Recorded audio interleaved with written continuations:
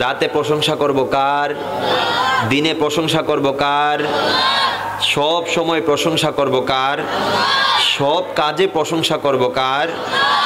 আপনি যদি আল্লাহর প্রশংসা করেন আমার আল্লাহ কত বেশি খুশি হয়, জোরে বলেন না সুবহানাল্লাহ। আপনারা মাহফিল থেকে একটা সবক নিয়ে যাওয়ার চেষ্টা করবেন। যে আজকে 1 নাম্বার সবক এটা নেবেন যে আজকে থেকে আমি যেটা চাচ্ছি ওইটা আমার হোক বা না হোক, সব সময় এই জবান দিয়ে একটা কথা আমার বের হবে, সেটা হচ্ছে আলহামদুলিল্লাহ। আলহামদুলিল্লাহ। পারবেন তো ইনশাআল্লাহ? ইনশাআল্লাহ। অনেক সময় দেখা যায় আমার একটা জিনিস লাগতেছে বাট আমার এক্সপেক্ট অনুযায়ী সেটা হয় নাই, আমরা হতাশ হয়ে পড়ি, আমরা বিভিন্ন কিছু বলি। কিন্তু যে ব্যক্তিটা সুখে দুঃখে সব সময় আমার আল্লাহর উপর ভরসা রেখে আলহামদুলিল্লাহ বলে, রব্বুল আলামিন তার মকাম এবং মর্তবা কত বাড়িয়ে দেন আপনি বান্দা সেটা কল্পনাও করতে পারবেন না। আরো জোরে বলেন আলহামদুলিল্লাহ পড়বেন। কারণ আমি একটা ওয়াকে আপনাদেরকে বলি আলহামদুলিল্লাহ, তারপর আমি আমার আলোচনার মধ্যে চলে যাচ্ছি। মুসা আলাইহিস সালাম, আপনার নাম শুনছেন? নাম শুনছেন? আল্লাহর নবী হযরত সাইয়্যিদানা মুসা আলাইহিস সালাম, ওনার লকব ছিল কালিমুল্লাহ। কি? কালিমুল্লাহ। কালিমুল্লাহ মানে যিনি আমার আল্লাহর সাথে সরাসরি কথা বলেছেন। এজন্য মুসা আলাইহিস সালামের লকব হচ্ছে কালিমুল্লাহ। উনি তুরে সিনার মধ্যে গিয়ে, সিনা পাহাড়ের মধ্যে গিয়ে মুসা আলাইহিস সালাম আমার আল্লাহর সাথে কথা বলতেন। জোরে বলেন। একদিন মুসা আলাইহিস সালাম, আমি আলহামদুলিল্লাহ বলার ফজিলত আপনাদেরকে বোঝাচ্ছি। কেন বলবেন আলহামদুলিল্লাহ? এগুলো আলহামদুলিল্লাহ নিয়ে ওয়াজ করতে গেলে আল্লাহর এই সিফতগুলো যদি আমি বর্ণনা করতে যাই অনেক লম্বা হয়ে যাবে। আমি জাস্ট আপনাদেরকে এই সবকটা দিচ্ছি। কেন বলবেন আলহামদুলিল্লাহ? মুসা আলাইহিস সালাম আল্লাহর সাথে কথা বলতে যাচ্ছেন। যাওয়ার সময় মুসা আলাইহিস সালামের এক উম্মতরা তো তার নবীর কাছে সবকিছু বলবে, তাই না? কথা বলেন ঠিক কিনা? তো মুসা আলাইহিস সালামের এক উম্মত, আল্লাহ পাক ওনাকে এত বেশি সম্পদ দিয়েছে, উনি এগুলো আর রাখতে পারছে না। উনি এই সম্পদের জ্বালায় আমার আল্লাহর ইবাদত করতে পারতেছে না, কোনো কিছু করতে পারতেছে না। এত বেশি সম্পদ আল্লাহ ওনাকে দান করেছে। তো মুসা আলাইহিস সালাম যখন যাচ্ছেন, উনি বলছেন, হে আল্লাহর নবী মুসা, আপনি তো আল্লাহর দরবারে যাচ্ছেন আল্লাহর সাথে কথা বলার জন্য। আপনি আমার পক্ষ থেকে আল্লাহকে একটা কথা বললেন যে আল্লাহ পাক আমাকে এত বেশি সম্পদ দিছে, আমি এগুলা রাখতে পারছি না। আপনি আল্লাহকে বলিয়েন আল্লাহ যেন আমার সম্পদ কমিয়ে দেয়। জোরে বলেন, আরো জোরে বলেন না সুবহানাল্লাহ। আজকে আমরা যখন 1 লাখ টাকার মালিক হই, ওইটাকে কিভাবে 1 কোটিতে কনভার্ট করব ওইটার চেষ্টা করি, ঠিক কি না? এদিকে কোথায় নামাজ, কোথায় রোজা, কোথায় হজ, কোথায় যাকাত, এগুলার কোনো খোঁজ খবর থাকে না। দুনিয়ার মায়ায় পরে টাকা কামানোর ধান্দায় পরে কবরের সামান তো আমরা তৈরি করছি না। কথা বলেন ঠিক কি না? তো আল্লাহর নবীর মুসার সেই উম্মত দেখেন, কত সেনসিটিভ উম্মত। বলছে আল্লাহ এমন বেশি আমাকে দান করেছে, রাখতে পারছি না। ও নবী মুসা, আপনি আমারে রক্ষা করেন। আপনি আল্লাহর কাছে যান, আল্লাহর কাছে গিয়ে বলেন আল্লাহ যেন আমাকে সম্পদ কমিয়ে দে। এটা হচ্ছে এক বান্দার কাহিনী। মুসা আলাইহিস সালাম আরেকটু হাঁটলেন, গিয়ে দেখলেন এমন এক বান্দা যার পরনের কাপড়গুলা একদম ধুলোই মিশা, যার চেহারাটা একদম ফ্যাকাশে, যার মাথার চুলগুলো একদম কুকরানো। সে যে অনেকদিন না খেয়ে আছে সেটা দেখলেই বোঝা যায়। তখন ওই বান্দা যখন দেখলেন মুসা আলাইহিস সালাম আল্লাহর কাছে যাচ্ছে, তখন ওই বান্দা মুসা আলাইহিস সালামকে বললেন, আপনি তো আল্লাহর কাছে যাচ্ছেন, আল্লাহর দরবারে একটা ফরিয়াদ করবেন। আল্লাহ পাক রব্বুল আলামিন আমারে কিছুই দিচ্ছে না, আমি খাওয়ার জন্য কিছু পাচ্ছি না, পড়ার জন্য কিছু পাচ্ছি না। আপনি আল্লাহর দরবারে ফরিয়াদ করেন আল্লাহ যেন আমার সম্পদকে বাড়িয়ে দেয়। জোরে বলেন সুবহানাল্লাহ। না, এইটাও লাগবে। আপনি যদি আপনার ইবাদত ঠিক রেখে আপনি সম্পদের বেশি হোক, এটা তো আপনি চাইতেই পারেন। কথা বলেন ঠিক কিনা? কথা বলেন না ঠিক কিনা? আল্লাহ আমাদের সবার ইনকামের মধ্যে বরকত দান করুক, আমিন। বিশেষ করে আজকের মাহফিল যারা আয়োজন করেছেন, আল্লাহ পাক রব্বুল আলামিন প্রত্যেকের ইনকামের মধ্যে আল্লাহ পাক কোটি কোটি বরকত দান করুক, সকলে পড়েন আমিন। তাহলে কয়জন বান্দার ফরিয়াদ? কয়জন? দুই বান্দার দুই ফরিয়াদ নিয়ে আল্লাহর নবী মুসা গেলেন আমার আল্লাহর দরবারে। জোরে বলেন। মুসা আলাইহিস সালাম প্রথম বান্দার কথা আল্লাহর কাছে বলছেন, আল্লাহ আপনার এমন এক বান্দা আছে, আল্লাহ ওই বান্দাকে আপনি এমন ভাবে দিয়েছেন, আল্লাহ এই বান্দা রাখতে পারছে না, এই বান্দার সম্পদ কমাই দেওয়ার জন্য বলছেন। তখন আমার আল্লাহ কি বললেন, বাবা গভীর মনোযোগ, এইটাই হচ্ছে আমার সবক, কেন আপনি আলহামদুলিল্লাহ পড়বেন। তখন আমার আল্লাহ বলছে, এ মুসা তুমি যেই বান্দার দরখাস্ত নিয়ে এসেছো, এই বান্দা কেমন জানো, এই বান্দা কিছু পাইলেও বলে আলহামদুলিল্লাহ, না পাইলেও বলে আলহামদুলিল্লাহ। তো যেই বান্দাটা 24টা ঘন্টা আমি আল্লাহর দরবারে শুকরিয়া জ্ঞাপন করে, ওই বান্দাকে আমি কিভাবে কমাই দেই? জোরে বলেন সুবহানাল্লাহ। এই বান্দারে কেমনে কমামো? সে পাইলেও বলে আলহামদুলিল্লাহ, না পাইলে বলে আলহামদুলিল্লাহ। তো না পাইলেও যখন আলহামদুলিল্লাহ বলে, আমি আল্লাহ তো খুশি হয়ে যাই, আমি আল্লাহ তো তাকে অভাবে রাখতে পারি না, আমি আল্লাহ তাকে ধন সম্পদে প্রাচুর্য করে দেই। তো মুসা সে যেহেতু তোমার কাছে ফরিয়াদ করছে, সে যদি তার সম্পদ কমাইতে চায় তাকে গিয়ে একটা পরামর্শ দিবা, সে যেন আজকে থেকে আলহামদুলিল্লাহ বলা বন্ধ করে দে। নাউজুবিল্লাহ। আজকে থেকে যেন আলহামদুলিল্লাহ পড়া কি করে দে। এটা আল্লাহ কত সুন্দরভাবে বলছেন, কত সুন্দরভাবে তালিম দিচ্ছেন। এবার আরেক বান্দার কথা বলেন, আল্লাহ এক বান্দা তার খানা নাই, দানা নাই, তার কাপড় নাই, পোশাক নাই, কোনো কিছু নাই, এই বান্দার সম্পদ বাড়িয়ে দেওয়ার জন্য বলছে। তখন আল্লাহ বলে, এই বান্দা যদি সম্পদ বাড়াইতে চায়, আজকে থেকে সব সময় তার জবান দিয়ে পাক বা না পাক সব সময় আলহামদুলিল্লাহ বলার জন্য বলবা। জোরে বলেন। এবার দুই বান্দার দুই ফরিয়াদের উত্তর নিয়ে আল্লাহর নবী মুসা আলাইহিস সালাম ওই দুই বান্দার কাছে আসলেন। প্রথম বান্দাকে বললেন, এ বান্দা তুমি তো আমার কাছে একটা ফরিয়াদ করেছিলে, তোমার ব্যাপারে আমার আল্লাহর সাথে কথা হয়েছে, আল্লাহ বলেছে তুমি যদি চাও তোমার সম্পদগুলা কমে যাক, আজকে থেকে তুমি আল্লাহর শুকরিয়া জ্ঞাপন করার জন্য বন্ধ করে দাও। সুবহানাল্লাহ পড়েন। তখন ওই বান্দার জবাব কি ছিল? বাবা গভীর মনোযোগ। ওই বান্দাটার জবাব কি ছিল? ওই বান্দা বলছে, এ আল্লাহর নবী মুসা আপনি কি বলছেন এগুলা? আরে যখন আমার কাছে কোনো কিছু ছিল না, আমি যখন জিরো ছিলাম, তখনও তো এই জবান থেকে কখনো আল্লাহর নাম ছাড়ি নাই। জোরে বলেন সুবহানাল্লাহ। আমার কাছে যখন কোনো কিছু ছিল না, তখনও এই জবান দিয়ে সবসময় আমি আলহামদুলিল্লাহ বলতাম। আজকে আল্লাহ পাক আমাকে এত প্রাচুর্যতা দিয়েছে, এত সম্পদ দিয়েছে, যেখানে না থাকতে সবসময় এই জবানে আলহামদুলিল্লাহ থাকতো, আজকে সব দিয়ে দিয়েছে, আজকে কিভাবে আলহামদুলিল্লাহ না বলি? জোরে বলেন।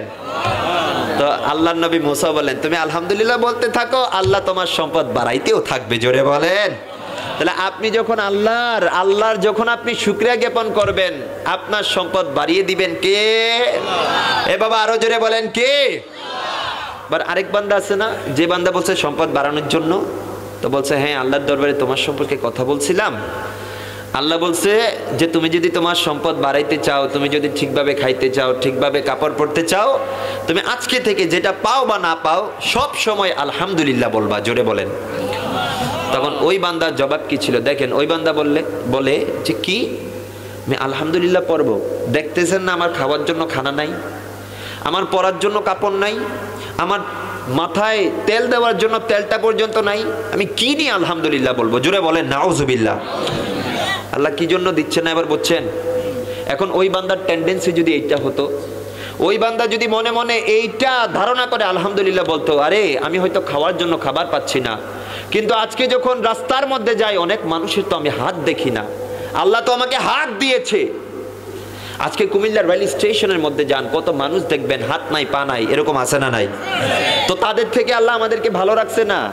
আজকে অনেক মানুষের চোখ নাই বাবা, যে মানুষের চোখ নাই ওনাকে জিজ্ঞেস করেন এই চোখের মর্ম কত। তো আল্লাহ তো আমাকে চোখ দিয়ে রেখেছেন, হাত দিয়ে রেখেছেন। আজকে যাদের কিডনিটা একটু ড্যামেজ হয়ে যায় তাদেরকে গিয়ে জিজ্ঞেস করেন, ডায়ালিসিস করাইতে করাইতে সব কিছু একদম বেচে দিতে হয়। কথা বলেন ঠিক কিনা? তো যার কাছে কোনো কিছু নাই, আজকে থেকে একটা সবক নিয়ে যান, সব সময় আল্লাহর দরবারে এটা বলবেন, আরে আমার কাছে হয়তো খাওয়ার জন্য খানা নাই, হয়তো একবেলা খাচ্ছি, দুই বেলা খেতে পারছি না, কিন্তু আমার থেকে কত নগণ্য বান্দা তো দুনিয়ার জমিনে আছে। এই কথা ধারণা করে আপনি যখন আমার আল্লাহর শুকরিয়া জ্ঞাপন করবেন, বাবা আজকের মেহফিল থেকে ওয়াদা করে যাই, আমার আল্লাহ কোরআনের মধ্যে ঘোষণা দিচ্ছেন, লা ইন শাকারতুম লা আযীদান্নাকুম, বান্দা তোরা যদি আমার শুকরিয়া জ্ঞাপন করস, আমি আল্লাহ তোদের নিয়ামতকে অনেক বেশি বাড়িয়ে দিব। তাহলে আল্লাহ দিতে পারে কি পারে না? আল্লাহ তুমি পাহাড়ে বাইঙ্গা সাগরে করো, আরে সাগর বইরা নগরে করো, পাহাড়ে বাইঙ্গা সাগরে করো, সাগর বইরা নগরে করো, ধনীরে গরিব বানাও, গরিবীরে বাদশাহ। ঠিক কিনা? এরকম নজির আছে না নাই? আছে কিনা? আরে ধনীরে গরিব বানাও, গরিবীরে বাদশাহ। তুমি কত বড় মহান আল্লাহ, দয়ার সীমা নাই। তুমি কত বড় মহান আল্লাহ, দয়ার সীমা নাই। বলেন কত বড় মহান আল্লাহ, দয়ার সীমা নাই। আল্লাহ শুকরিয়া শুকরিয়া শুকরিয়া জানাই, মাওলা শুকরিয়া শুকরিয়া শুকরিয়া জানাই। তুমি কত বড় মহান আল্লাহ, দয়ার সীমা নাই। তুমি কত বড় মহান আল্লাহ, দয়ার সীমা নাই। আল্লাহুম্মা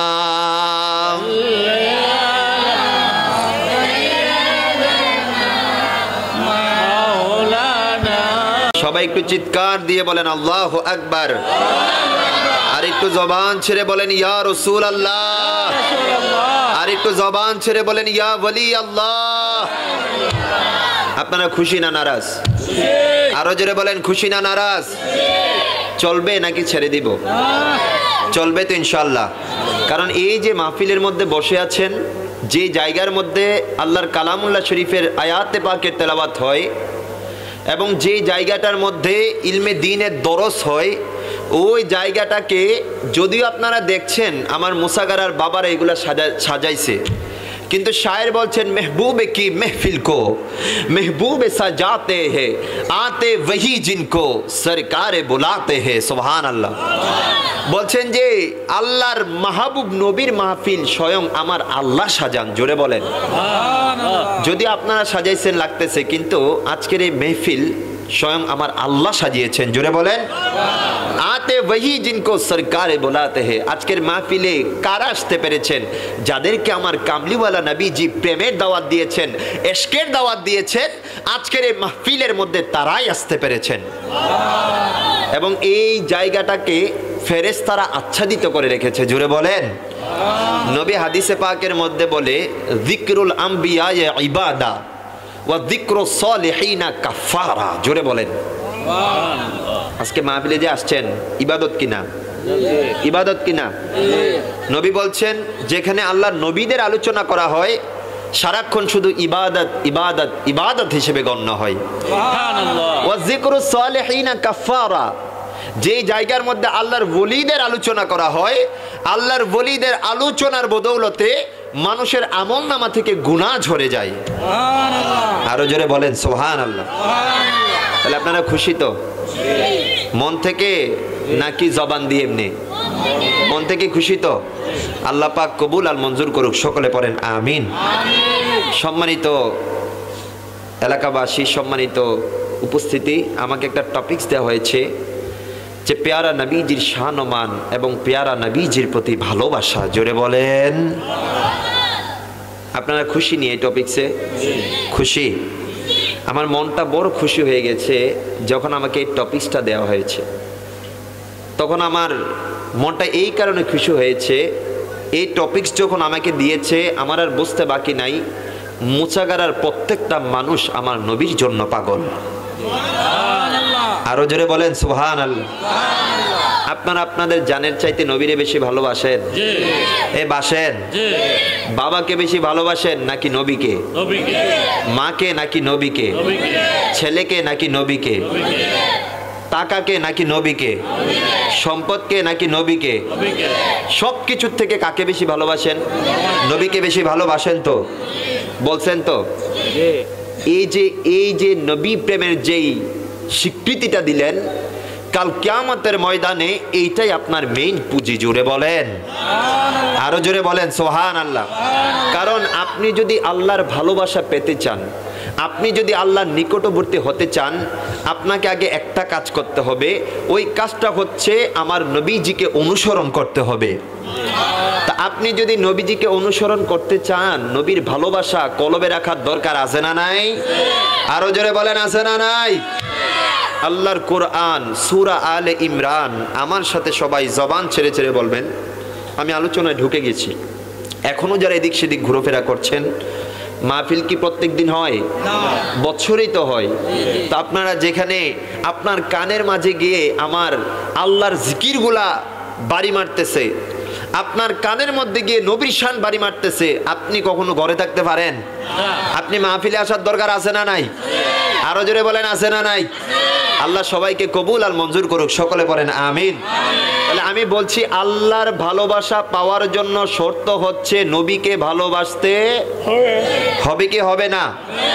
আল্লাহর কোরআন সূরা আলে ইমরান আয়াত নাম্বার 31, আল্লাহ বলছেন, সবাই আমার সাথে বলেন কুল।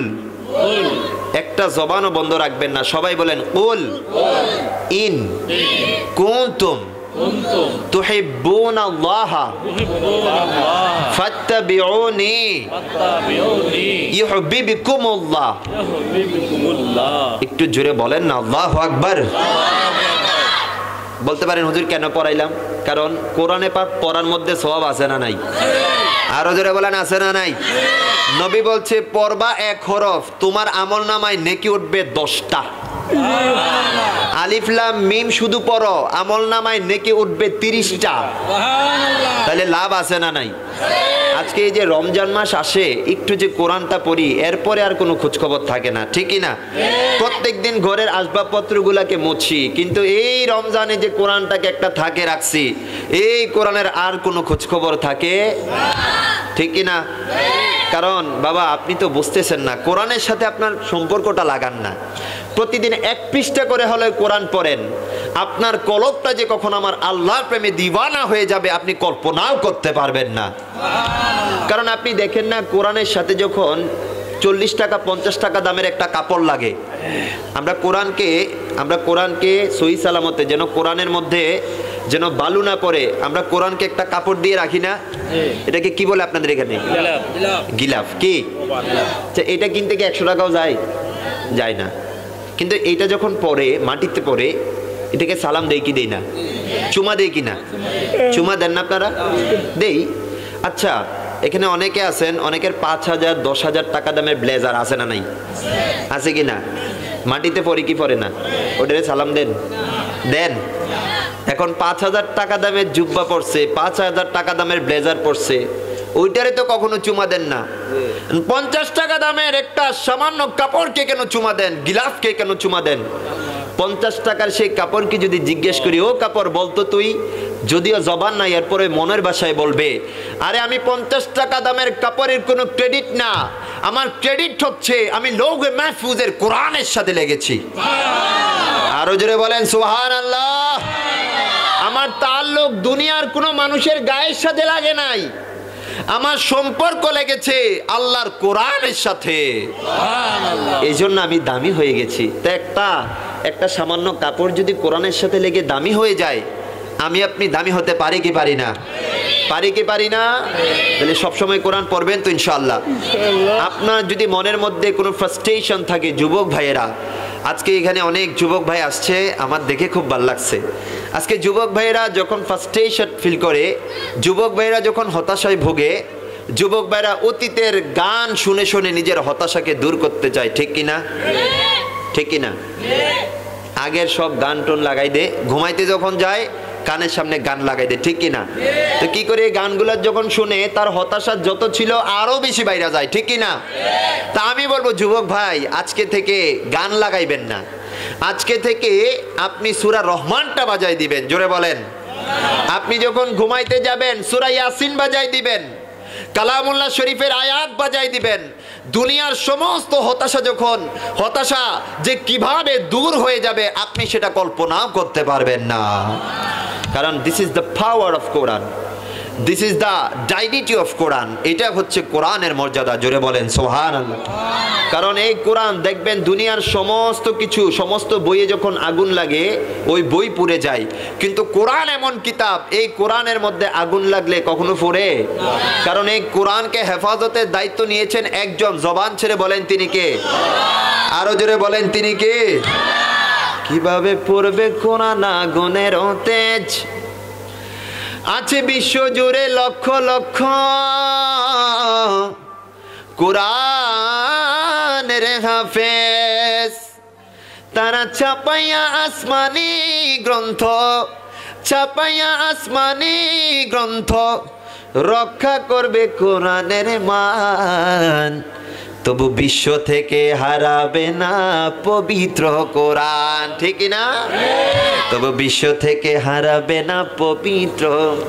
আরে পাকিস্তানের জিয়া মরল দুর্ঘটনায় ভাই, আরে বিমান পুড়ে ছাই হয়েছে, কোরআন পুড়ে নাই। সুবহানাল্লাহ। পাকিস্তানের জিয়া মরল দুর্ঘটনায় ভাই, আরে বিমান পুড়ে ছাই হয়েছে, কোরআন পুড়ে নাই। আরে বিমান পুড়ে ছাই হয়েছে, কোরআন পুড়ে নাই। তারা ছাপাইয়া আসমানি গ্রন্থ রক্ষা করবে ইসলামের মান, তবু বিশ্ব থেকে হারাবে না পবিত্র কোরআন, বিশ্ব থেকে হারাবে না পবিত্র কোরআন। পড়বেন তো? কোরআন শরীফ পড়বেন তো? সবক একটা একটা করে গনেন। প্রথম সবক দিছি সবসময় আলহামদুলিল্লাহ পড়বেন। 2 নাম্বার সবক হচ্ছে কি পড়বেন? কোরআন পড়বেন। কি পড়বেন? আল্লাহ কবুল আল মঞ্জুর করুক। সকলে পড়েন আমিন। দূরে ছুড়ে পড়েন আল্লাহুম্মা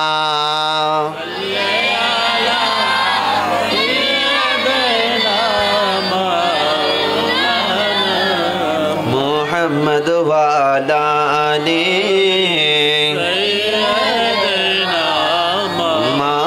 বলেছি আল্লাহর ভালোবাসা পাওয়ার জন্য শর্ত হচ্ছে আমার নবীজিকে ভালোবাসতে হবে। জোরে বলেন সুবহানাল্লাহ।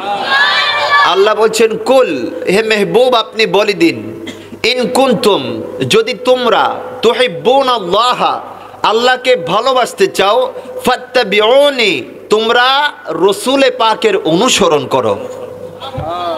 জোরে বলেন সুবহানাল্লাহ। তাহলে নবীজিকে অনুসরণ করার ঘোষণা কার? আরো জোরে বলেন কার? তো যাকে আপনি অনুসরণ করবেন তাকে আপনি ভালোবাসতে হবে না? হবে কি না? আজকে অনেকে বলে নবীকে ভালোবাসার কথা নাকি কোরআনে নাই। আরে আল্লাহ তো বলছে ফাত্তাবিউনি, আমার নবীকে অনুসরণ করো। তো আপনি যখন অনুসরণ একজনকে করবেন তাকে ভালোবাসতে হবে না? হবে কি হবে না? তা আপনি যদি আমার নবীকে ভালোবাসেন আপনার মর্যাদাটা কেমন হবে? আল্লাহ বলছেন ইউহিব্বিকুমুল্লাহ, যখন আমার নবীর ভালোবাসা অন্তরে নিয়ে আমি আল্লাহকে ভালোবাসতে আসবি, বান্দা আমি লামকানের খোদা তোকে ভালোবেসে ফেলবো। আরো জোরে। কারণ আমাদের দেখানোর মতো বাবা কোনো পুঁজি নাই, একটাই পুঁজি আছে, ওই পুঁজিটা হচ্ছে নবী মুস্তাফার ভালোবাসা। জোরে বলেন। এই মুস্তাফা নবীর ভালোবাসা নিয়ে যদি বাবা আপনি কবরে যাইতে পারেন, কিয়ামতের ময়দানে গভীর মনোযোগ, কিয়ামতের ময়দানে এমন একটা সিচুয়েশন ক্রিয়েট হবে যেদিন সমস্ত মুমিনরা একসাথে হয়ে যাবে, একসাথে হয়ে সবাই শাফাআত করবে যে এরকম একজনকে টোকাইবে যে আমার জন্য কে শাফাআত করবে, আমার জন্য কে শাফাআত করবে। সবাই দৌড় দিয়ে চলে যাব আদম আলাইহিস সালামের কাছে, গিয়ে জিজ্ঞেস করব, ও পিতা আদম, আপনি হচ্ছেন দুনিয়ার জমিনের প্রথম পুরুষ, আপনি হচ্ছেন আমাদের আদি পিতা, আল্লাহ পাক রব্বুল আলামিন আপনাকে সব কিছুর জ্ঞান দিয়েছেন, স্বয়ং ফেরেশতারা আপনাকে সিজদা করেছে। ও পিতা আদম, আজকের এই নাজুক অবস্থায় আপনি আমাদেরকে শাফাআত করে জান্নাতের মধ্যে নিয়ে যান। জোরে বলেন। আমরা আদম আলাইহিস সালামের কাছে ফরিয়াদ করব। আদম আলাইহিস সালাম বলবে, বাবা এই কাজের জন্য আমি না। জোরে বলেন সুবহানাল্লাহ। আজকে আল্লাহর কাহারিয়ত জেগে আছে, আল্লাহ আজকে রেগে আছেন। আমি আল্লাহ বলেছিল একটা গাছের কাছে না যাওয়ার জন্য, আমি ওই গাছটার কাছে চলে গিয়েছিলাম। এই জন্য আমি আল্লাহর কাছে যাইতে আজকে আমার একটু লজ্জা লাগছে, আমি আজকে যাইতে পারবো না। তোমরা প্রথম রসুল নূহ আলাইহিস সালামের কাছে যাও, জোরে বলেন। আমাদের প্রথম রসুল কে জানেন? নূহ আলাইহিস সালাম। প্রথম রসুল কে? নূহ আলাইহিস সালাম। নূহ আলাইহিস সালামের কাছে যাও। নূহ আলাইহিস সালামের কাছে যাব, গিয়ে বলবে একটু সুপারিশ করেন না আমাদের জন্য। উনি বলবে এই কাজের জন্য আমি না, এই কাজের জন্য আমি না। নূহ আলাইহিস সালাম বলবে তোমরা খলিলুর রহমান, খলিলুল্লাহ ইব্রাহিম আলাইহিস সালামের কাছে যাও। সবাই দৌড় দিয়ে চলে যাব ইব্রাহিম আলাইহিস সালামের কাছে, গিয়ে বলবো একটু শাফাত করেন না, একটু সুপারিশ করেন না, জান্নাতে যাওয়ার রাস্তাটা সহজ করে দেন না। ইব্রাহিম আলাইহিস সালাম বলবে এই কাজের জন্য আমি না, এই কাজের জন্য আমি না। তোমরা মূসা আলাইহিস সালামের কাছে যাও। সবাই দৌড় দিয়ে চলে যাব মূসা আলাইহিস সালামের কাছে, গিয়ে বলবো আপনি তো আল্লাহর অনেক পয়গম্বর রাসূল, আপনি তো কালিমুল্লাহ, আল্লাহ আপনার সাথে সব সময় কথা বলেছে। আজকে নাজুক পরিস্থিতিতে আমাদেরকে একটু রক্ষা করেন, আমাদেরকে একটু সুপারিশ করেন। মূসা আলাইহিস সালামও বলবে এই কাজের জন্য আমি না, এই কাজের জন্য আমি না। তোমরা ঈসা আলাইহিস সালামের কাছে যাও। ঈসা আলাইহিস সালামের কাছে সবাই চলে যাব, গিয়ে বলবো একটু সুপারিশ করেন না, জান্নাতে যাওয়ার রাস্তাটা সহজ করে দেন না। তখন ঈসা আলাইহিস সালাম বলবে এই কাজের জন্য আমি না, এই কাজের জন্য আমি না, এই কাজের জন্য আমি না। তোমরা যাও যাও, আখিরি জামানার নবী, নূরুন নবী, হায়াতুন নবী, জিন্দা নবী, মক্কার মতি, মদিনার জ্যোতি, আল্লাহর পেয়ারা নবীর দরবারে তোমরা যাও। আরো জোরে। সবাই আমাদেরকে বলবে নবীর কাছে যাও। আমি আপনি সবাই দৌড় দিয়ে নবীর কাছে চলে যাব। আমার নবী কিভাবে থাকবেন জানেন? এই যে উম্মতরা আজকে এত সুন্দর ঘুম বাদ দিয়ে আজকে যে নবীর জন্য এই মাহফিলের মধ্যে বসে আছেন, নবীর মাহফিল যে আজকে টাকা পয়সা দিয়ে খরচ করেছেন, কেমন কাজে আসবে? সব নবীরা যখন নবীর কাছে পাঠিয়ে দিবে, আমার পেয়ারা নবীজি আল্লাহর দরবারে গর্দানটা ঝুঁকিয়ে রাখবে, নবীজি সিজদায় পড়ে থাকবে, নবীজি সিজদায় পড়ে থাকবে। আল্লাহ বলবে নবীরে সিজদায় পড়ে অনেকক্ষণ ধরে কান্নাকাটি করছেন, নবী গো আর আপনার মাথা নিচে রাখতে হবে না, আর সিজদায় পড়ে থাকতে হবে না। ইরফা রাসাকা ইয়া মুহাম্মদ, হে মুহাম্মদ আপনার গর্দান তোলেন, গর্দান তোলেন, গর্দান তোলেন। পেয়ারা নবীজি গর্দানটা তুলবেন এবং আমার আল্লাহ বলবেন ফাশফা তুশাফা ইয়া রাসূলুল্লাহ, আজকে শাফাতের রাডার আমি আপনার কাছে দিয়ে দিয়েছি, আজকে শাফাতের সমস্ত ক্ষমতা আমি আপনার কাছে দিয়ে দিয়েছি। আপনি যাদেরকে ইচ্ছা তাদেরকে হাতে ধরে ধরে আজকে জান্নাতের মধ্যে নিয়ে যান। আরো জোরে বলেন সুবহানাল্লাহ। তাহলে নবী শাফাত করবে কি করবে না? নবীর শাফাত পাওয়ার জন্য নবীর প্রতি মহব্বতের দরকার আছে না নাই? যেন বলছি নবীজির প্রতি মহব্বত রাখেন, দেখবেন দুনিয়ার সব কিছু আপনার হয়ে যাবে। জোরে বলেন। ওই জায়গায় আপনাকে কেউ বাঁচাবে না, ওই জায়গায় আপনার মা আপনার পর হয়ে যাবে।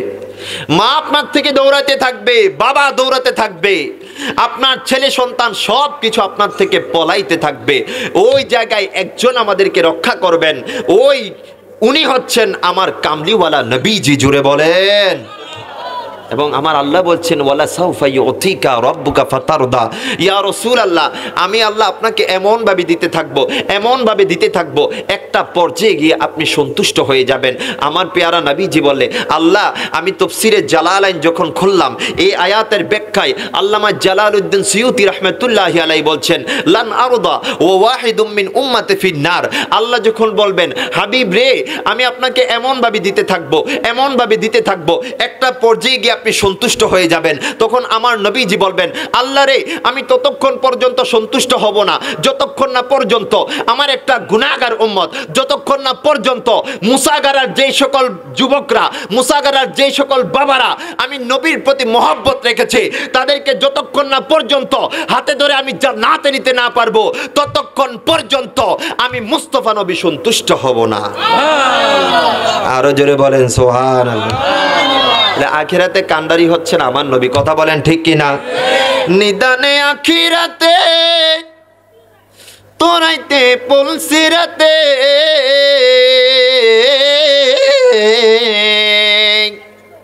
নিদানে আখিরাতে তোরাইতে পুলসিরাতে, কান্ডারি হইয়া নবী পার করাইবেন সেই তরণী। নবী মোর পরশ মনে, নবী মোর সোনার খনি, নবী নামে জপে যে জন সেই তো দোজা। নবী মোর পরশ মনে, নবী মোর সোনার খনি, নবী নাম জপে যে জন সেই তো দুজাহানের ধনী। নবী মোর নূরে খুদা তার তোরে সকলে পয়দা। নবী মোর নূরে খুদা তার তোরে সকলে পয়দা। আদমের কলবেতে, আরে আদমের কলবেতে তারই নূরের রোশনী। আরে মুসাগারা সবাই কলবের মধ্যে আমার নবীর নূরের রোশনী। নবী মোর পরশমণি, নবী মোর সোনার খনি, নবী মোর পরশমণি, মোর সোনার খনি। নবী নাম জপে যে জন সেই তো দোজা। নবী মোর পরশ আল্লাহুম্মা সাইয়্যিদানা মাওলানা মুহাম্মদ ওয়া আলা আলি। সাইয়্যিদানা মাওলানা মুহাম্মদ। বাবা বিরক্ত হচ্ছেন? কষ্ট লাগছে? নবীর মোহব্বত কেন লাগবে? এ আমার মুসাগারার বাবারা, নবীর মোহব্বতে কেন নিজের জানমাল কুরবান করে দিবেন?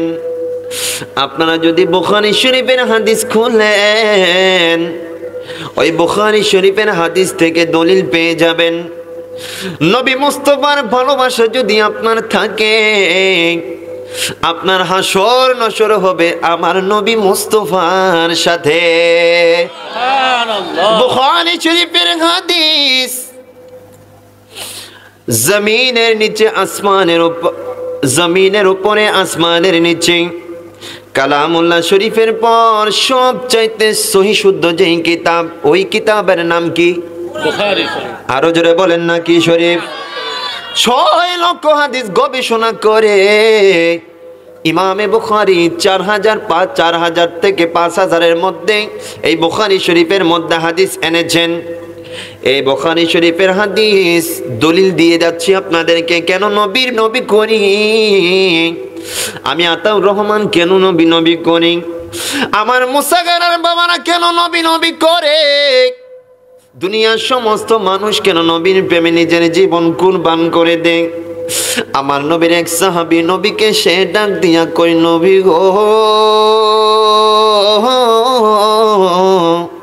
ও মায়ার নবী, দয়ার নবী, মাতাসা নবী গো, নবী গো, কিয়ামত কখন সংগঠিত হবে? জোরে বলেন সুবহানাল্লাহ। আরো জোরে।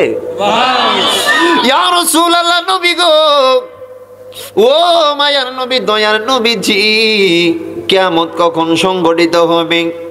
নবী আমার ডাক দিয়া কই, সাহাবী রে, তুমি কিয়ামত কিয়ামত করছো। এই কিয়ামতের কথা শুনলে মানুষের অবস্থা 12টা বেজে যায়। কিয়ামত যখন হবে পাহাড়গুলা তুলার মতো উঠতে থাকবে, জমিন তার সমস্ত বোঝাগুলা বের করে দিবে, গোটা পৃথিবী কাঁপতে থাকবে, কাঁপতে থাকবে, কাঁপতে থাকবে। মানুষ যে 100 তলা 200 তলা 300 তলা বিল্ডিং যেগুলা বানায়, ওই বিল্ডিং গুলা ওই দিন পরে যাবে। সূর্যটা এক হাত উপরে চলে আসবে, মানুষ ঘামে সাগরে সাঁতার কাটতে থাকবে। ওই দিন সূর্যের তাপে মাথার মগজগুলা নাকের ছিদ্র দিয়ে, কানের ছিদ্র দিয়ে পড়তে থাকবে। কিয়ামতের কথা যখন আসে সবাই তো সবার অবস্থা 12টা বেজে যায়। ওরে সাহাবী, তুমি কিয়ামতের কথা কেন জিজ্ঞেস করছো? কিয়ামত কিয়ামত কেন করছো? মা আদাত্তালাহা, ওই কিয়ামতে যেতে হলে, কিয়ামতে যেতে হলে কবরে যখন যাইবা তুমি, তোমাকে তো অনেক কিছু প্রস্তুত করে যাইতে হবে। তোমার নামাজ লাগবে, রোজা লাগবে, হজ লাগবে, যাকাত লাগবে, পিতামাতার খেদমত লাগবে, কত ভালো কাজ তোমার লাগবে। ওরে আমার সাহাবী, তুমি কিয়ামত কিয়ামত করছো, মা আদাত্তালাহা, তুমি কিয়ামতের জন্য কি তৈরি করলা? জোরে জোরে বলেন সুবহানাল্লাহ। আমার নবীর সাহাবী একটা ডাক দিয়া কই, নবী ও মায়ার নবী, দয়ার নবী, মা আদাত্তুলাহা, ইয়া রাসূলুল্লাহ, নবী গো, ওই কিয়ামতে আমার আল্লাহকে দেখানোর জন্য আমার তেমন নামাজ নাই। ইয়া রাসূলুল্লাহ, নামাজ পড়েছি কিন্তু এই নামাজ যে আমাকে বাঁচাইবে সেই গ্যারান্টি দিতে পারতেছি না। এই নামাজ আল্লাহ কবুল করেছি কিনা সেটা আমি জানি না। ইয়া রাসূলুল্লাহ, নামাজের বড়াই আমি দেখাচ্ছি না। নবী গো, আমল দিয়ে যে বাঁচবো সেই গ্যারান্টি আমার কাছে হচ্ছে না। কারণ আমি যখন আল্লাহরে বলবো আল্লাহ আমি 5 ওয়াক্ত নামাজ পড়ছি, আল্লাহ বলবে বান্দারে তোরে 5 গ্লাস পানি খাওয়াইছি, 5 গ্লাস পানির সাথে 5 ওয়াক্ত নামাজ কাইটা দে। এইভাবে আমল দিয়ে যদি ইয়া রাসূলুল্লাহ আমি যদি বাঁচতে চাই, আমি বাঁচতে পারবো না, বাঁচতে পারবো না। নবী গো, আমি সাহাবীর কাছে একটা জিনিস আছে, আমি সাহাবী একটা জিনিস তৈরি করতে পেরেছি গো নবী। আমার নবী ডাক দিয়া কই, ওই জিনিসটা কি একটু জানাই দাও না।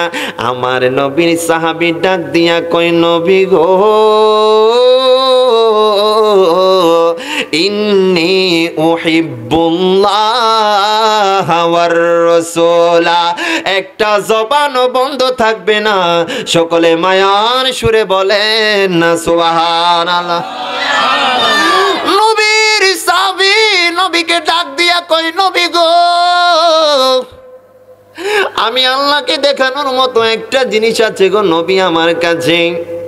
নবী গো, আমি সাহাবী আমার জানের চাইতে আল্লাহকে এবং আপনি নবীকে ভালোবাসতে পেরেছি। নবী আমার ডাক দিয়া কয়, আনতা মামান আহাবাবতা। বাবা, গভীর মনোযোগ।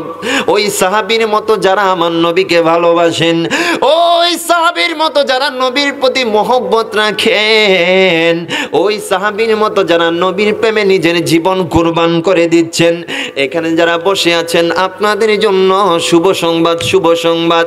নবী আমার ডাক দিয়া কয়, আনতা মামান আহাবাবতা। ও সাহাবী, তুমি দুনিয়ার জমিনে যাকে ভালোবাসো, তোমার হাসর নসর জান্নাত হবে তার সাথে। নবী বলছে তুমি যারে ভালোবাসো তোমার জান্নাত হবে তার সাথে। এখন সাহাবী কয়, আমি তো আপনারে ভালোবাসি। নবী কয়, তাইলে তোমার হাসর নসর জান্নাত হবে আমি নবীর সাথে। জোরে জোরে বলেন। মুসাগারার বাবারা নবীরে ভালোবাসে কি বাসে না? আরো জোরে বলেন না, বাসে কি বাসে না? নবীর সাথে হাসর নসর জান্নাত হোক চাই কে চায় না? তাহলে নবীকে ভালোবাসতে হবে, নামাজও পড়তে হবে। কথা কোন ঠিক কিনা? আপনি নবীর আশিক রাসূল দাবি করবেন কিন্তু নামাজ পড়বেন না, এরকম হইতে পারে? এরকম হইতে পারে? ইনশাআল্লাহ ওইদিকে পরে আসছি। নবীর সাহাবী নবীর প্রতি ভালোবাসার দরকার আছে না নাই? কারণ কিয়ামতে কোনো পুঁজি নাই, আমার আপনার একটা পুঁজি আছে। ওই পুঁজিটা হচ্ছে আমার কামলিওয়ালা নবীর ভালোবাসা। জুড়ে বলেন সুবহানাল্লাহ। আরে কিয়ামতে কি দেখাবো, নাই কোনো পুঁজি। আরে একটা পুঁজি আছে আমার দয়ার নবীজি। আরে কিয়ামতে কি দেখাবো, নাই কোনো পুঁজি। আরে একটা পুঁজি আছে আমার দয়াল নবীজি, আমার দয়াল নবীজি, মায়ার নবীজি, আমায় একটু দিদার দিতে হয়ে যাও রাজি। জুড়ে বলেন সুবহানাল্লাহ। মুসাগারার বাবারা নবীরে দেখতে চান কি চান না? আওয়াজে মনে হচ্ছে চান না, মনে হয় চাই কে চায় না? নবী স্বপ্নে আসলে সেটা স্বপ্ন না বাস্তব? আরো জোরে বলেন না, স্বপ্ন না বাস্তব? আমার কথা না, বুখারী শরীফের মধ্যে হাদিসটা বারবার টকরানো হয়েছে। আরে নবীর যদি আপনি দেখেন, নবী আমার ডাক দিয়া কয়, মান রাআয়া মিনকুমুল মানামি ফাকাদ রাআয়াল হাক্কা লিআন্না শাইতানা লা ইয়াতামাসসালু বি। জোরে জোরে বলেন না সুবহানাল্লাহ। নবী আমার ডাক দিয়া কয়, উম্মত, আমি নবী যদি কারো স্বপ্নের ঘরে তাশরিফ আনি, মুসাগারার যদি কোনো ক্ষুদ্র কুটিরে আমি তাশরিফ আনি, মনে কইরো না অবাস্তব, বাস্তব বাস্তব আমি নবী মুস্তাফা তোমার ঘরে তাশরিফ এনেছি। ইয়া রাসূলুল্লাহ, স্বপ্নের মধ্যে তো কত জায়গায় চলে যাই, স্বপ্নের মধ্যে লন্ডন চলে যাই, স্বপ্নের মধ্যে এদিক সেদিক চলে যাই, নবী গো স্বপ্নগুলো তো সত্যি হয় না।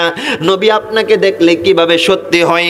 আমার নবী ডাক দিয়া কয়, লি আন্না শাইতানা লা ইয়াতামাসসালু বি, শয়তান সবার সুরত ধারণ করতে পারলেও আমি নবীর সুরত শয়তান কখনো ধারণ করতে পারে না। আরো জোরে বলেন না সুবহানাল্লাহ। নবীকে দেখতে চাই কে চাই না? নবীকে দেখতে হলে নবীর ভালোবাসা দরকার আছে না নাই? আরে কিয়ামতে কি দেখাবো, নাই কোনো পুঁজি, আরে একটা পুঁজি আছে আমার দয়াল নবীজি। আরে দয়াল নবীজি, মায়ার নবীজি, আমায় একটু দিদার দিতে হয়ে যাও রাজি। জোরে বলেন সুবহানাল্লাহ।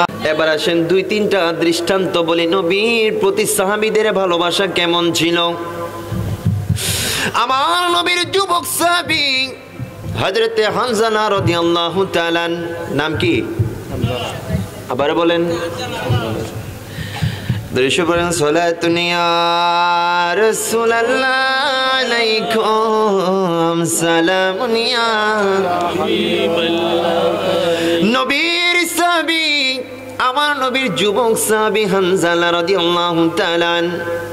এখানে অনেক যুবক ভাই আছেন, যুবক ভাইরা দেখেন নবীর কেমনে ভালোবাসতে হবে।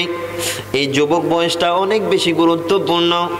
এই যুবক বয়সটাকে কাজে লাগানোর চেষ্টা করবেন, কারণ আপনি যদি যুবক অবস্থায় আমার আল্লাহর প্রেমে নিজের মনটাকে দিওয়ানা করতে পারেন, আমার আল্লাহর আরশের নিচে আপনি ছায়া পেয়ে যাবেন।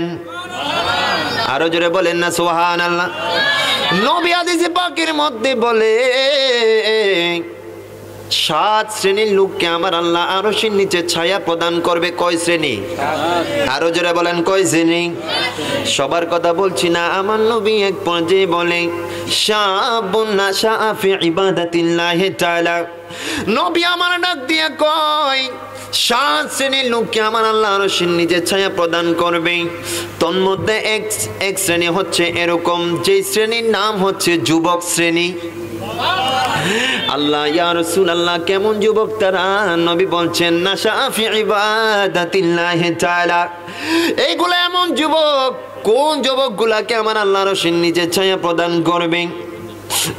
যেদিকে সব যুবক যখন নামাজ থেকে মসজিদের আজানের আওয়াজ যখন এসেছে, যুবকরা চলে গেছে বন্ধুদের সাথে আড্ডা দেওয়ার জন্য, কিন্তু যেই যুবকটা আমার আল্লাহকে রাজি করানোর জন্য মসজিদের মধ্যে চলে আসছে, রব্বুল আলামিন এরকম যুবকগুলাকে তার আরশের নিচে ছায়া প্রদান করবে। যুবক অবস্থায় ইবাদত করবেন। বলছি যুবক সাহাবী হানজালা রাদিয়াল্লাহু তাআলা আনহুর কথা। হযরতে হানজালা আমার নবীকে কেমন ভাবে বেশি ভালোবাসতেন। নবী যুবক সাহাবী হানজালা নবীজি আজকে বিবাহ পড়িয়েছেন।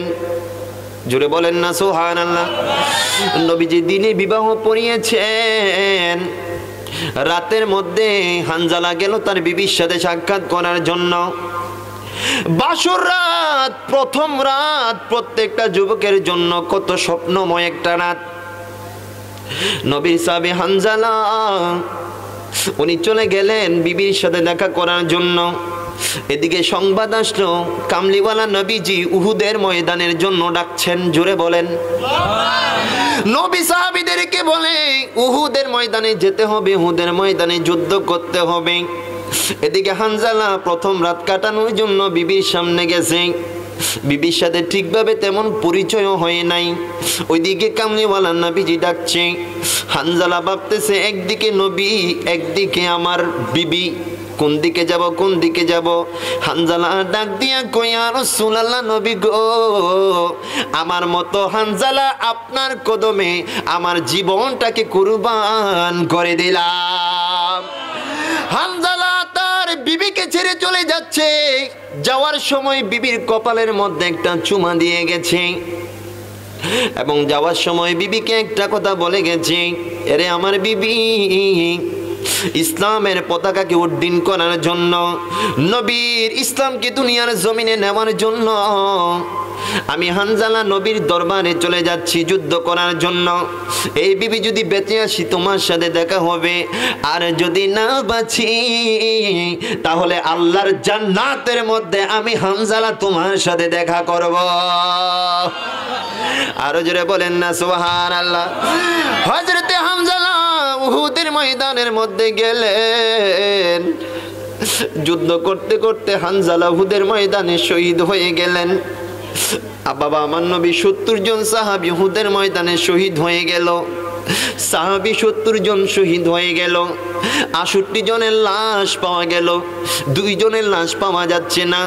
একটা হচ্ছে আমার নবীর চাচা হামজা, আর একটা হচ্ছে নবীর যুবক সাহাবী হানজালা। নবী আমার নাক দিয়ে কয়, আমার হানজালাকে পাওয়া যাচ্ছে না, আমার হানজালাকে তাড়াতাড়ি নিয়ে আসো। আমার নবীর সাহাবীরা দৌড় দিয়ে অনেক খুঁজে খুঁজে হানজালাকে আমার নবীর দরবারে নিয়ে আসলো। আরো জোরে বলেন না সুবহানাল্লাহ। আমার নবীর দরবারে হানজালাকে নিয়ে আসলো। ইতোমধ্যে হানজালার বিবি উপস্থিত। জোরে বলেন না সুবহানাল্লাহ। এসে বলে, ইয়া রাসূলুল্লাহ, নবী গো, ও মায়ার নবী, দয়ার নবী, হানজালা আপনার প্রেমে কিভাবে কুরবান হয়েছে। নবী গো দেখেন আমার হাতের মধ্যে মেহেদিগুলো এখনো আছে। নবী গো আজকে দিনের মধ্যে আপনি বিবাহ পড়িয়েছিলেন, বিবাহ পড়িয়ে আপনি নবী নিজে খুরমা খেজুর ছিটিয়ে দিয়েছিলেন।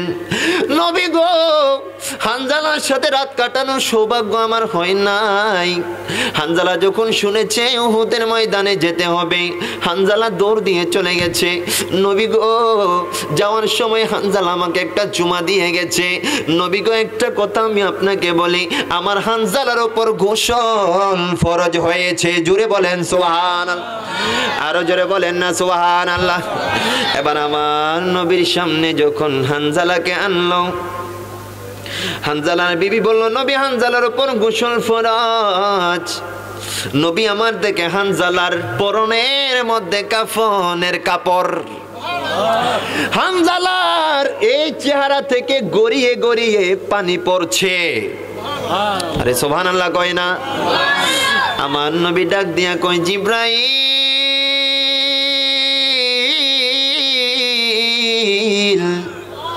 ও জিব্রাইল রে জিব্রাইল, হানজালার উপর গোসল ফরজ হয়েছে। জিব্রাইল ডাক দিয়া কয়, ইয়া রাসূলুল্লাহ, নবী গো আপনার যুবক সাহাবী হানজালা আপনার প্রেমে এমন ভাবে কুরবান হয়েছে। আপনার ইসলামের জন্য, যুদ্ধের জন্য হানজালা আজকে তার জীবনের শ্রেষ্ঠ রাতটাকে উৎসর্গ করে চলে এসেছে। হানজালার এই ডেডিকেশনটা, হানজালার এই উৎসর্গটা আমার আল্লাহর দরবারে এত পছন্দ হয়েছে। হানজালা যখন শহীদ হয়েছে, আমার আল্লাহ আমি জিব্রাইল সহ ফেরেশতাদেরকে অর্ডার দিলেন তৃতীয় আসমানের মধ্যে নিয়ে গিয়ে হানজালাকে গোসল দেওয়ানোর জন্য। আরো জোরে বলেন না সুবহানাল্লাহ।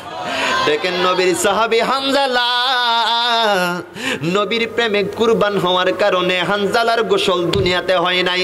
হানজালার গোসল আমার লামকানের খোদা তৃতীয় আসমানে গিয়ে আল্লাহর ফেরেশতাদেরকে দিয়ে করিয়েছেন। জোরে বলেন, আরো জোরে বলেন না সুবহানাল্লাহ। হানজালার মতো নবী প্রেম যুবকদের দরকার আছে না নাই? ও যুবকরা, আজকে আপনারা বিপদে কেন যাচ্ছেন? কারণ আপনাদের কলবের মধ্যে নবীর প্রেমটাকে আপনি ওইভাবে ধারণ করতে পারেন নাই। আপনি যদি সচ্চা নবী প্রেমিক হন, আপনার এই জবান দিয়ে কখনো সিগারেট উঠতে পারে না, ঠিক কিনা? আরো জোরে বলেন ঠিক কিনা?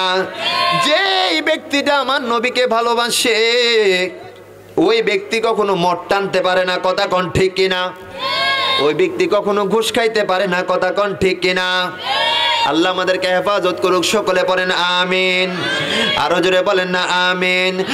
আমি ওই আগুনে সারাক্ষণে জ্বলিতে চাই, যে আগুনের পরশ লেগে দুজখের আগুন নিভে যায়।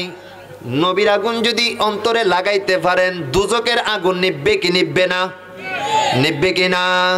আমি সর্বক্ষণ জ্বলতে চাই নবীর প্রেমের আগুনে, আমি সর্বক্ষণ জ্বলতে চাই নবীর প্রেমের আগুনে। ও দয়াল রে, ও দয়াল রে, দয়াল, ও দয়াল রে, ও দয়াল রে, দয়ালে দয়ালে তোমার ধারে আর যে জানায় অধমে, আমি থাকতে চাই না এই দুনিয়ার সুখের ফাগুনে, আমি সর্বক্ষণ জ্বলতে চাই নবীর প্রেমের, আমি সর্বক্ষণ জ্বলতে চাই নবীর প্রেমের আগুন। আল্লাহুম্মা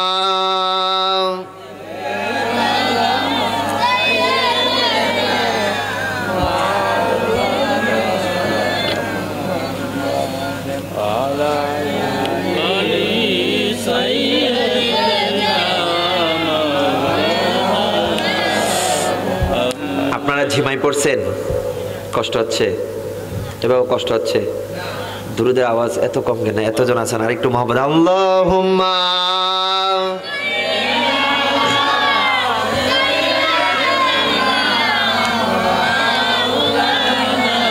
মুহাম্মদ ওয়া আলা আলি সাইয়্যিদিনা।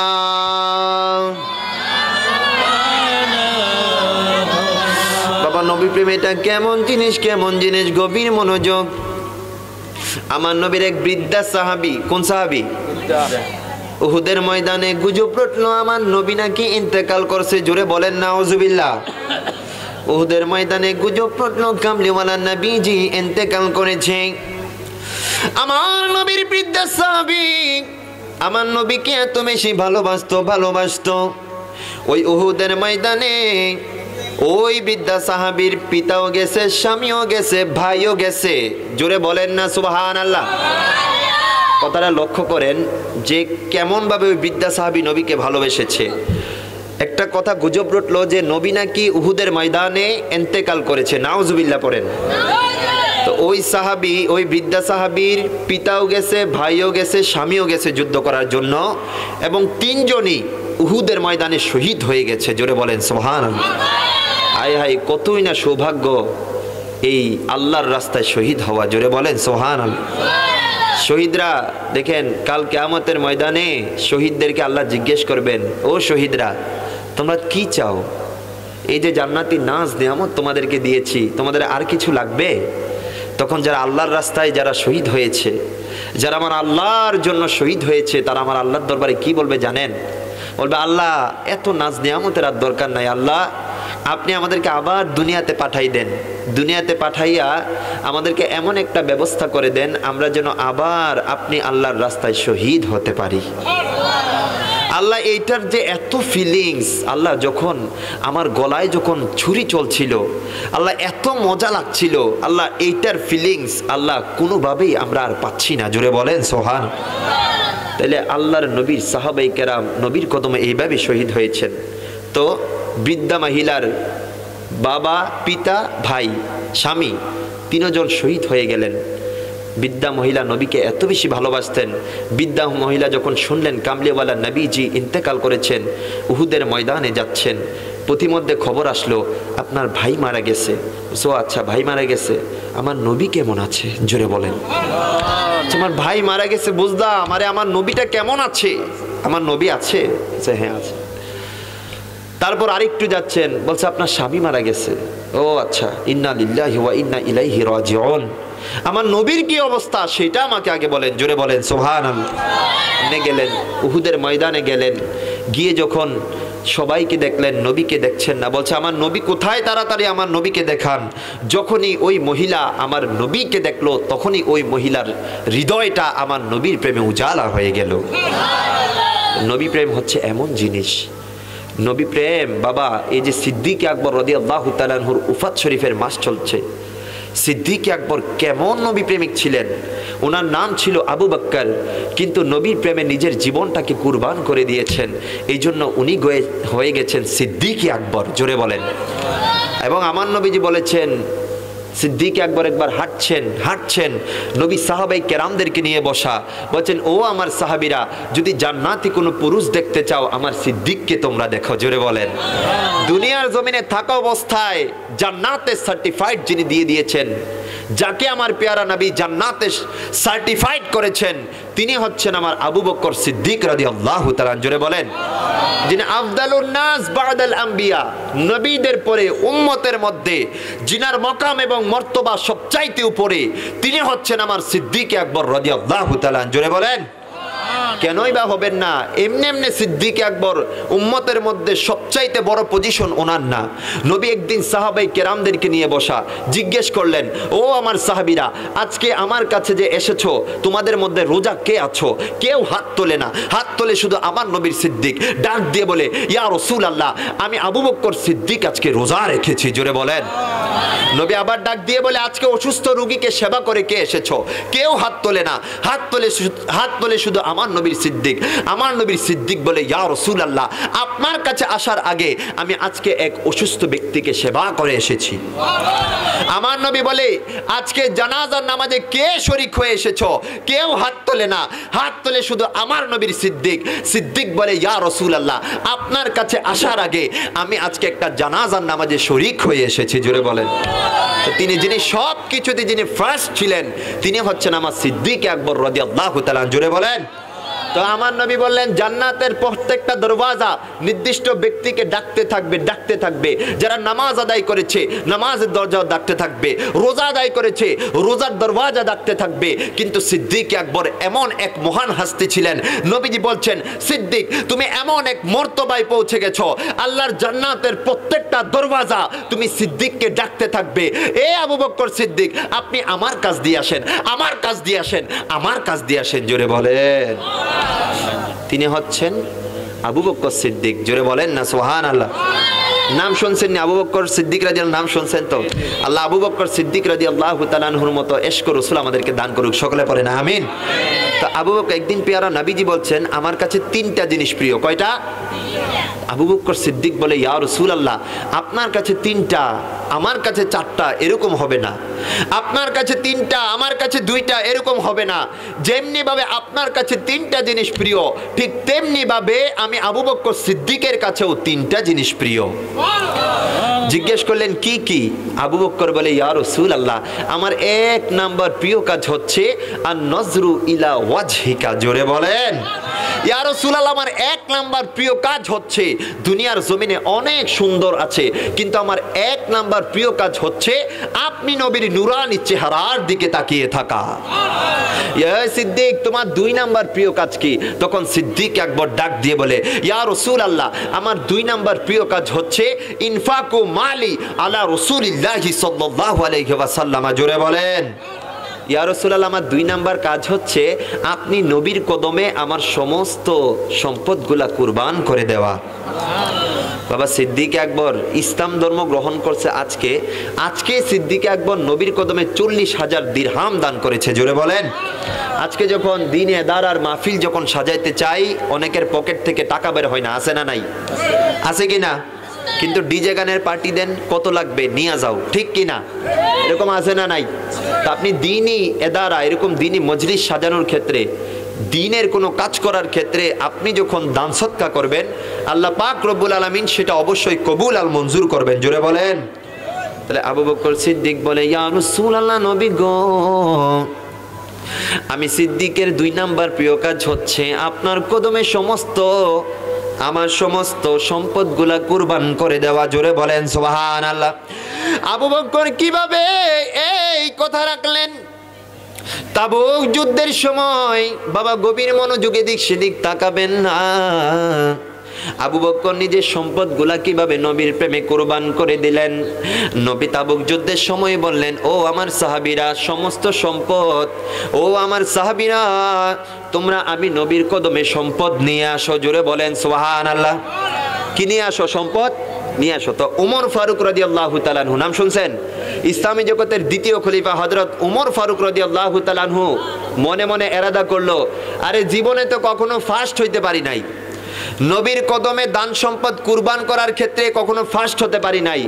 আজকে আমি এরাদা করলাম আজকে আমি দান সৎকার ক্ষেত্রে আবু বকর সিদ্দিক থেকে বেশি দিব, জোরে বলেন। তো হযরতে ফারুক আজম রাদিয়াল্লাহু তাআলা ওমর রাদিয়াল্লাহু তাআলা ওনার সম্পত্তিগুলোকে দুই ভাগ করলেন, বললেন এক ভাগ আমি আমার কাছে রাখবো আর আরেক ভাগ আজকে আমার নবীর কদমে কুরবান করে দিব, জোরে বলেন।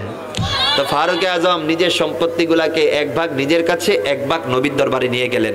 এখন আমার সিদ্দিক আকবর রাদিয়াল্লাহু তাআলা প্রেমের কি কারিশমা দেখাইলেন।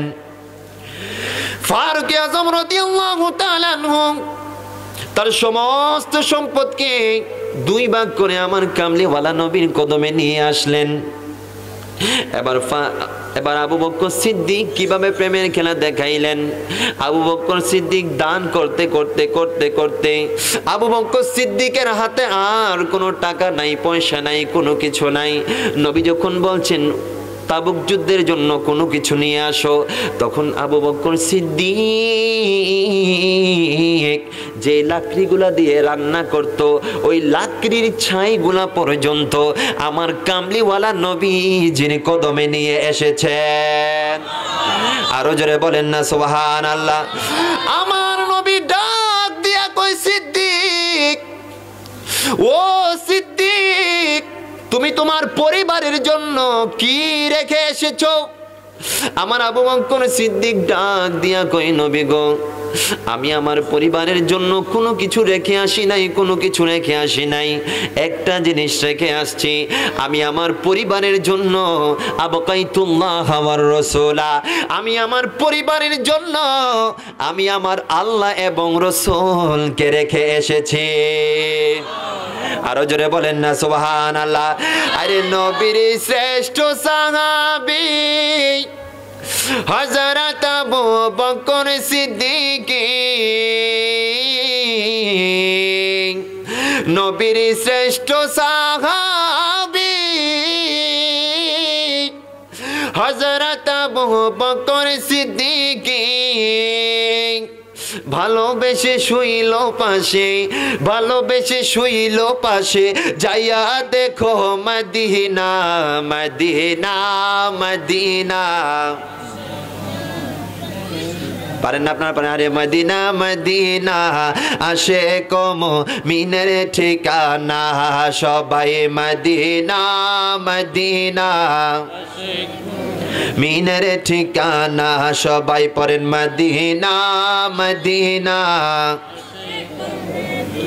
ঠিকানা। দিদার চেয়ে কাঁদো তোমরা, দিদার চেয়ে কাঁদো তোমরা, হও না নবীর দিওয়ানা, মদিনা মদিনা মিনের ঠিকানা।